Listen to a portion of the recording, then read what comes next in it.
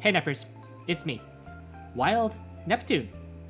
So coming up, after the reset in Epic 7, we're gonna get the big update, including Summer Luluca. Before that though, be sure to like, comment, subscribe, all that good stuff. Now, let's get started. So here she is, Ocean Breeze Luluca, Earth Soul Weaver, limited hero, only available for the 2 weeks, starting right after the reset in a few hours. First of all, let's appreciate her design, her overall look. Luluca is one of my favorite heroes in the game. Really like her, the tsundere personality and all of that. Really like the eyes and everything. Just great overall.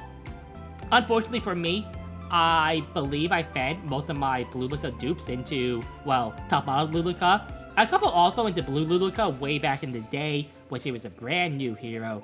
So her stats here, you will see Soul Weaver stats. I believe this is Emilia baseline. ER, concentration, ER will be pretty important on her. I'd also see this nice ER 30% too from those awakenings and all of that. No other wasted stats overall. So, definitely a defensive stat line. And now let's look at her skill. Skill 2 is the passive and one of the key abilities, 1 Luluca special. After an enemy uses the non-attack skill, gains 2 focus, and increases combat readiness of the caster by 15, 25 after the skill ups, can only be activated once every 2 turns.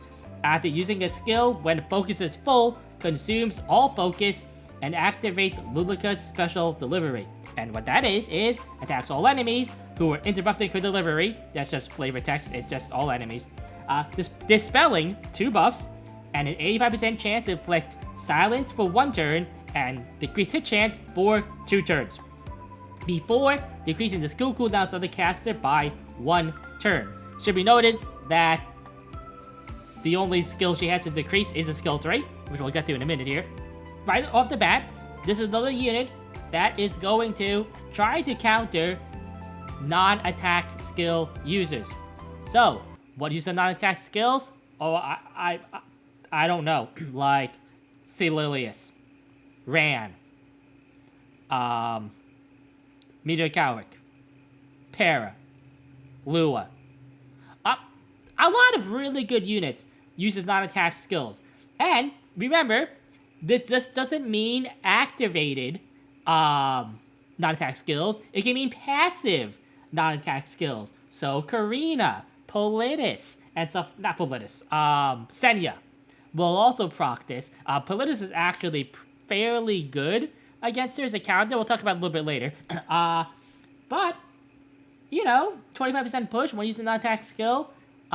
With a 2 buff dispel, get rid of that immunity, hit the blind chance over there, you know, make it difficult for aggression to, well, be aggressive. Oh, here it is. So she drives her trucks here, she's zooming along, gas, and she crashes into all of them right there. Okay, don't do that in real life. It's fine when Luluca does it though, because she's helping you win RTA matches. Skill 3, this one's on me, so acquires 3 focus, and with quality customer service, dispels 2 debuffs, so a 2 debuff cleanse from all allies, and grants increased defense for 2 turns and an ice cream.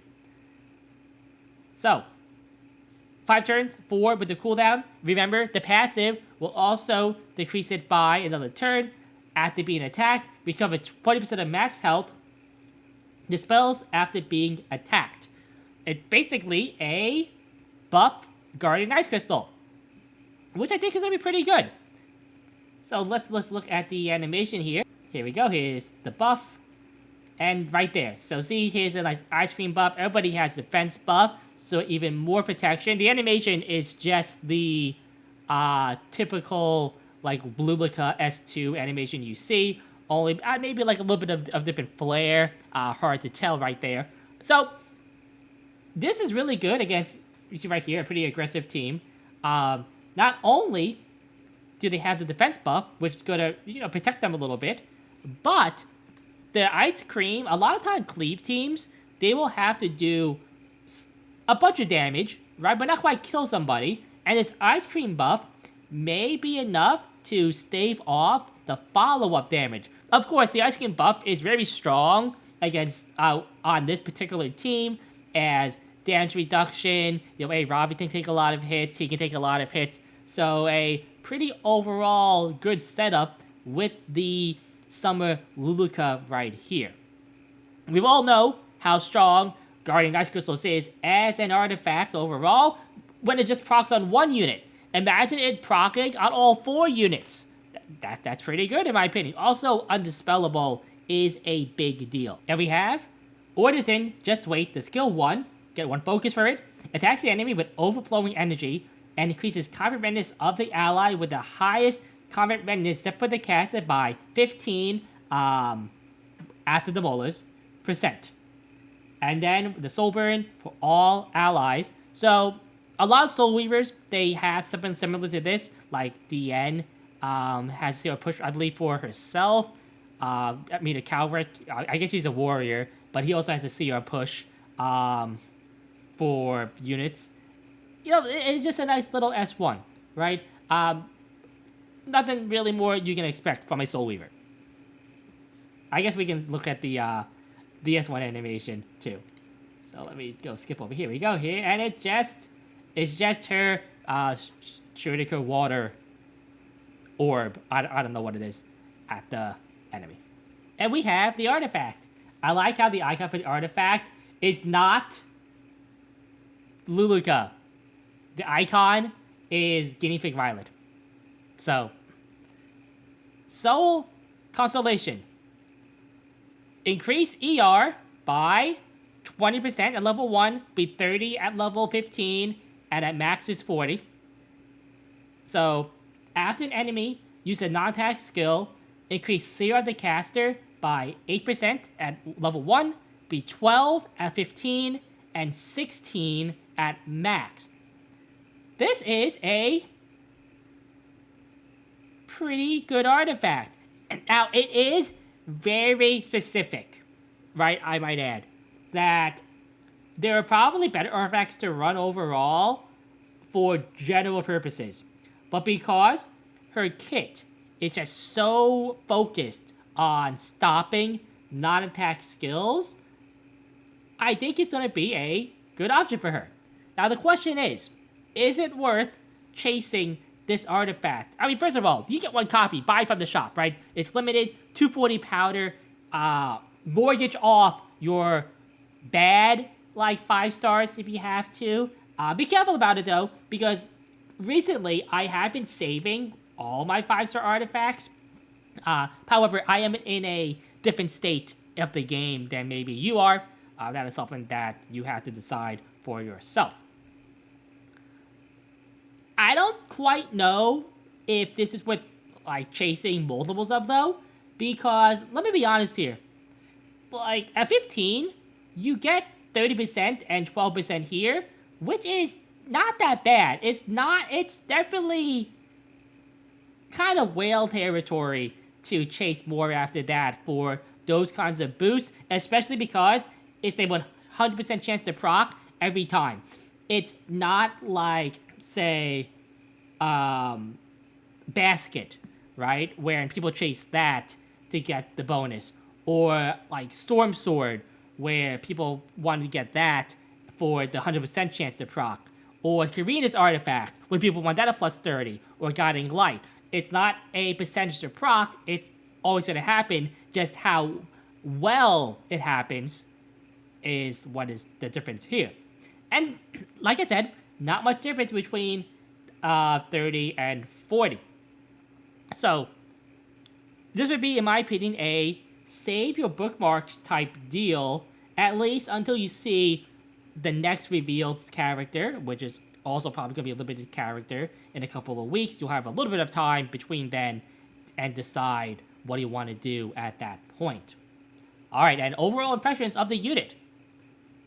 Obviously, meant for World Arena, RTA. I believe, even though her niche is kind of specific to prevent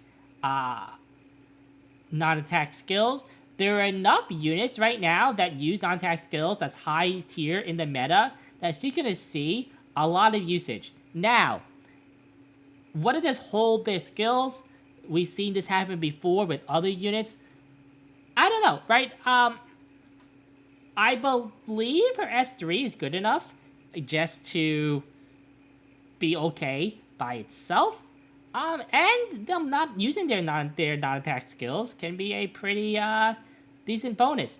As long as you have enough bulk on your team to survive, where that actually matters to happen. Now, I will say that every attempt they basically made to stop these non-attack skills, these extra turn type units, have kind of failed, right?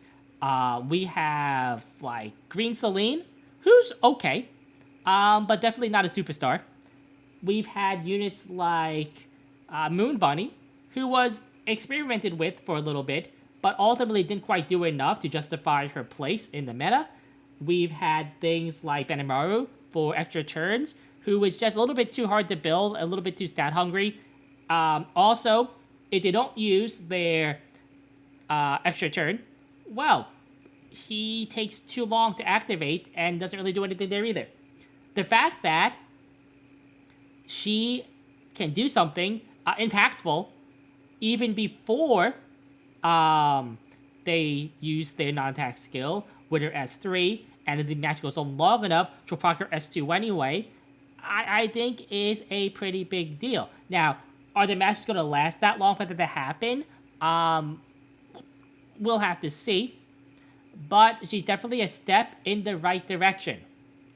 Now, is she a must-pull? Well, yes, because she's a limited summon unit who is brand new. If you're a new player, you're not going to really get that much use out of her until you get into World Arena. But I do think that she is going to be pretty serviceable anti-cleave because of her push, her mitigation with the defense buff, and her passive and all of that too. Now, she's not going to be good against every cleave, obviously. Again, ignore ER Soulburn is a thing. So, there is all of that. You have to be smart about drafting her like anything else. But she just is an other option in your anti-cleave toolkit. And strong against, again, that aggression that has been going around in the meta. So, really good job, I think, by Smilegate overall. And now that the exciting news is out of the way, let's get into the more mundane stuff. We have the side story coming up. It's going to be a month long. This is a month-long side story, which is, I'll be honest, a very long time. So, side story, A Midsummer Paradise. It's the first week. This is going to be the new title screen. Very cute. Right here, we have some sort of, it looks like a, I don't know, a slime type drink or whatever. Here's Violet, the guinea pig. Cerise is over here. Here's Luluca. So, it's going to be a new type of thing here where you just go through the chapters here to view the story and get rewards for the first time you view them. 20 energy, it says here, per a thingy. And there'll be these things called event battles. And it looks like they just give out gear and Reforge Max and the currency. So, it says here that it requires 30 energy to enter the stage, and players may select high difficulties after successfully clearing the one before it. So it's 30 energy for each one. It looks like there are 5 levels here. As the difficulty progresses, the amount of certificate gold and currency you earn will increase, obviously. You can acquire 85 epic equipment and accessories of the desired set from Counter, Penetration, and Resist as the battle stage rewards for weeks 1 and 2. By clearing stage 5, which can only be completed once during the event period, so only do this one time, you can acquire exclusive stamps that can be used to decorate profile cards. Oh, okay, that's pretty cool. Profile cards are a really big deal. Probably the best change, in my opinion, SmileKit has ever done. This shows that the best change isn't gameplay related at all. It's profile cards, okay? So here, right here, you have a lead hero, which is different for, the same for both teams, but it's a 2-team fight. And this is, Leppy.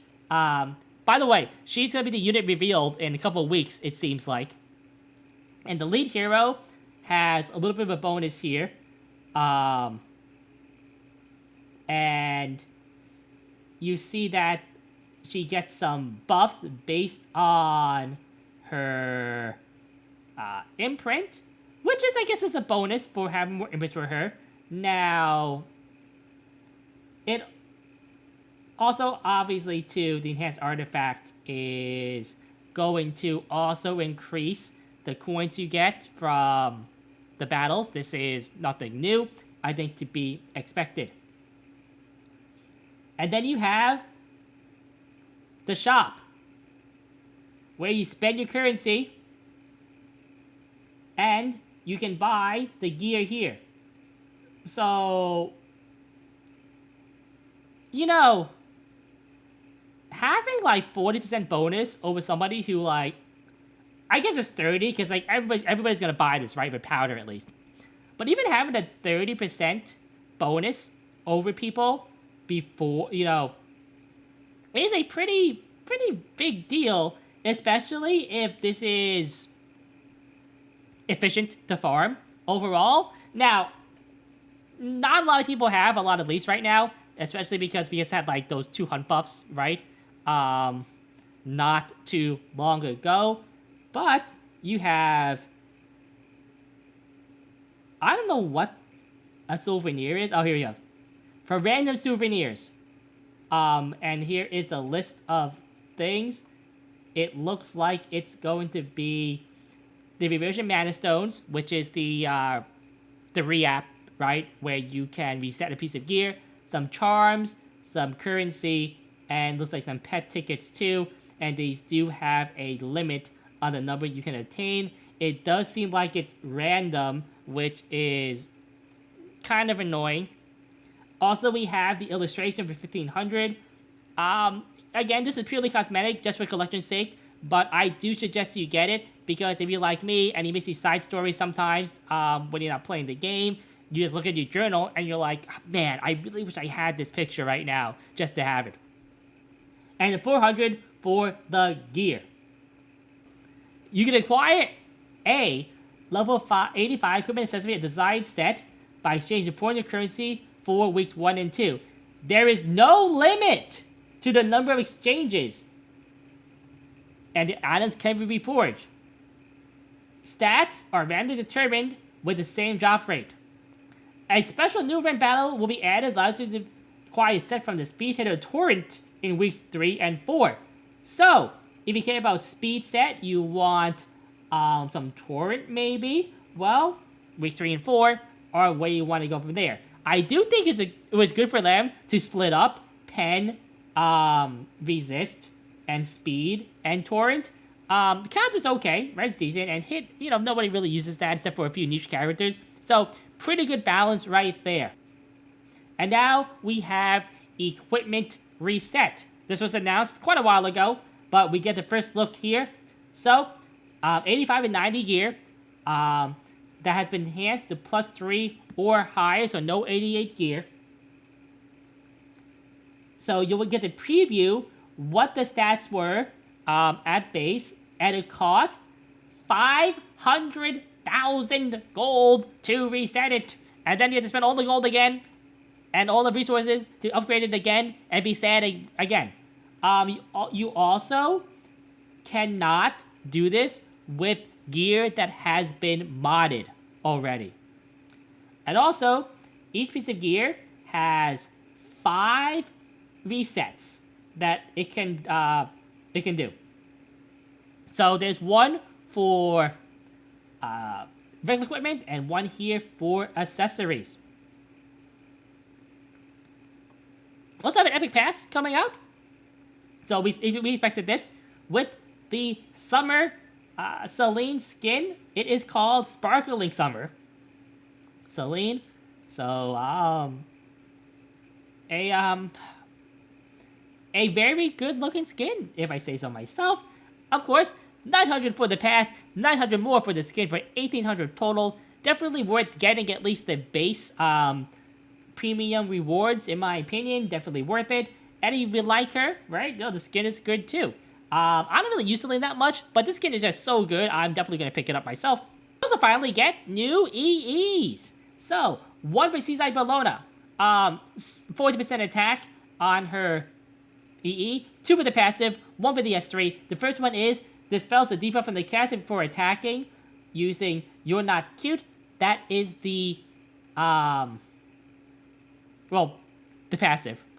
And, well, what it does is what I just said.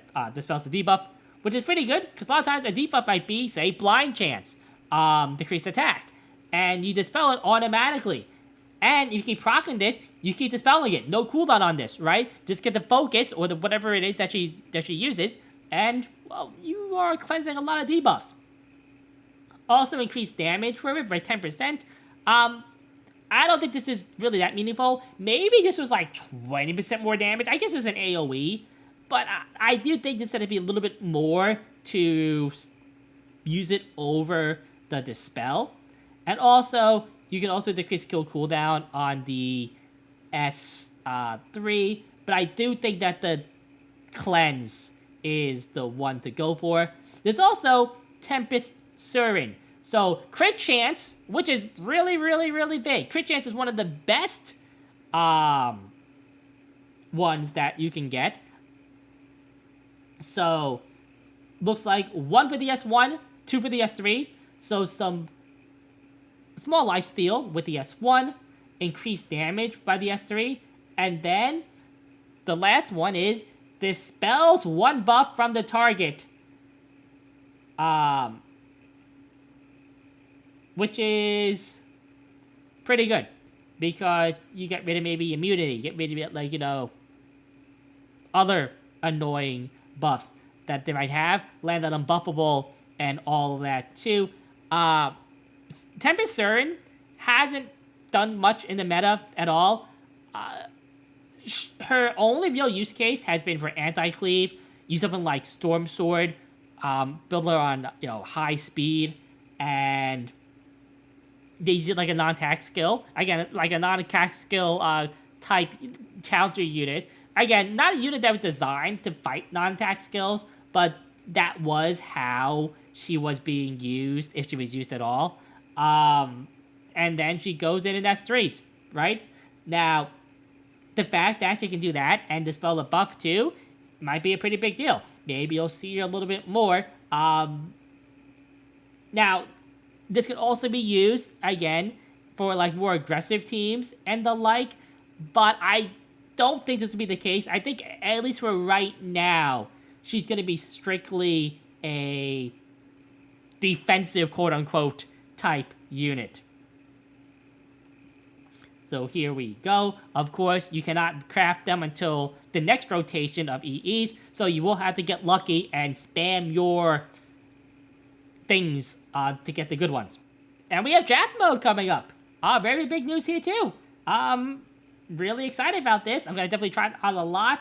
You have heroes from, the top heroes in the game.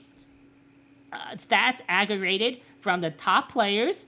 So, these are really good stats here for Celine. And just have a good time, right? Experiment. Draft mode is supposed to be, in my opinion, a risk-free environment to try heroes, try combinations of heroes, and all of that. Maybe this will become a real, competitive mode, have a top draft player, right? Where you can adjust to different units and different teams and know how everything works together. Maybe even throw in, maybe non-meta heroes too, everywhere at certain rates. Like, maybe it's at the, the third pick, whatever, each player is guaranteed to get a hero from, say, the bottom 2% picked heroes in the game, right? I don't know. I don't know how they do that, right? But very excited about this. We're gonna be trying it out a whole lot. And we have the ECWWC 2023 prelims that have been announced a while ago, but officially they'll be kicking off, well, after the reset. So yeah, get ready. Now, me personally, this is a save fixture here where you put your information and stuff and everything. Here it is. The apply. Am I personally going to participate in, the prelims and stuff, try to make it into the main draw? I don't know. I haven't really been interested in super competitive Epic 7 in a while now, honestly. Maybe give it a puncher's chance, I would say. So that's all this is.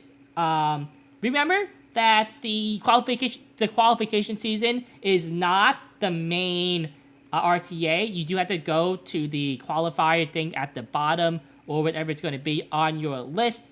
And it is a pretty short span, less than 3 weeks. So unlike other formats where you can just wait a little bit and then climb up at the really end, this one, I do believe, if you're serious about it, you do have to start early and hit it often. And we have Admiral Landy here, which you saw in the little preview here.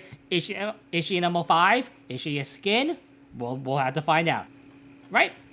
So that is everything that we have to look forward to. So, hope you are all caught up on what's happening in Epic 7. The only thing that really hasn't been revealed is a new specialty change. Gloomy Rain? Anybody? Anyway, I am Wild Neptune. It's been a good one. Nep out.